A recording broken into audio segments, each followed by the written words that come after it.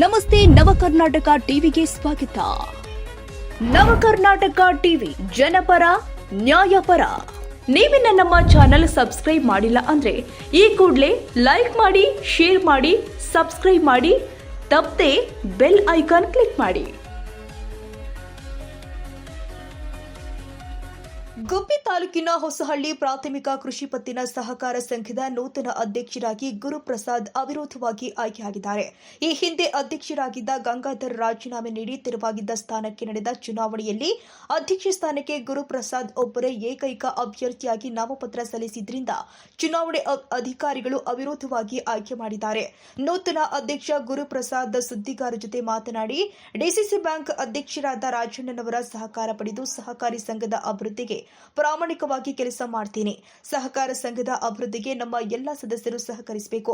ಸರ್ಕಾರದಿಂದ ಬರುವ ಅನುದಾನವನ್ನ ಪ್ರತಿಯೊಬ್ಬ ರೈತನಿಗೂ ತಲುಪಿಸಬೇಕು. ಜೊತೆಗೆ ಕೃಷಿ ಹಾಗೂ ಕೃಷಿಯೇತರ ರೈತರಿಗೂ ಸಾಲ ಸೌಲಭ್ಯಗಳನ್ನು ಕೊಡಲಾಗ್ತಾ ಇದ್ದು, ರೈತರು ಸಹಕಾರ ಸಂಘಗಳಲ್ಲಿ ಅತಿ ಹೆಚ್ಚು ಷೇರುಗಳನ್ನು ಹಾಕೋದ್ರ ಮೂಲಕ ಸಾಲವನ್ನ ಪಡೆಯಲು ಸಾಧ್ಯವಾಗುತ್ತೆ. ನಮ್ಮ ಸಂಘದಲ್ಲಿ 1 ಕೋಟಿಗೂ ಅಧಿಕ ಸಾಲವನ್ನ ರೈತರಿಗೆ ನೀಡಿದ್ದು, ಅಡಿಕೆ ಸಾಲ, ವಾಹನ ಸಾಲ ಸೇರಿ ಎಲ್ಲಾ ಸೌಲಭ್ಯಗಳನ್ನು ರೈತರಿಗೆ ಕೊಟ್ಟಿದ್ದು, ಮುಂದಿನ ದಿನಗಳಲ್ಲಿ ರೈತರಿಗೆ ಹೆಚ್ಚು ಸಾಲವನ್ನ ಕೊಡ್ತೀವಿ.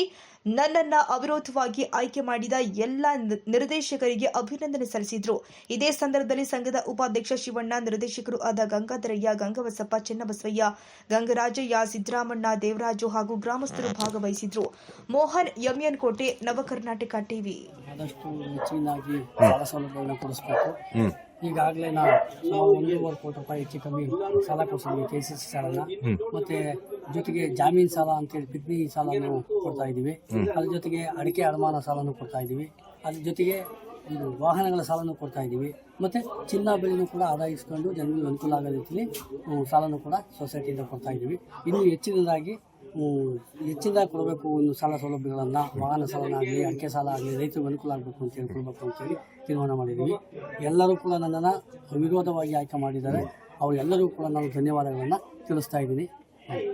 ಎಷ್ಟು ಸಾಲ ಕೊಟ್ಟಿದ್ದಾರೆ ರೈತರಿಗೆ? 1,40,00,000 ಹೆಚ್ಚು ಕಮ್ಮಿ ಸಾಲ ಕೊಟ್ಟಿದ್ದೀವಿ.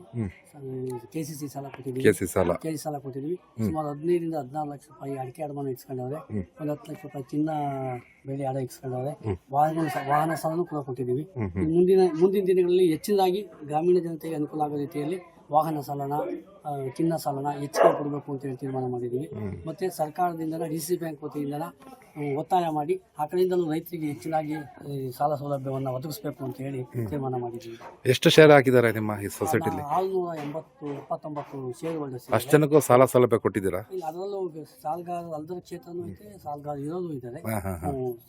ಕೆಲವರು ತಗೊಂಡವ್ರೆ, ಕೆಲವರು ತಗೊಂಡಿಲ್ಲ. ಮುಂದಿನ ದಿನಗಳಲ್ಲಿ ಎಲ್ಲರಿಗೂ ಸಾಲ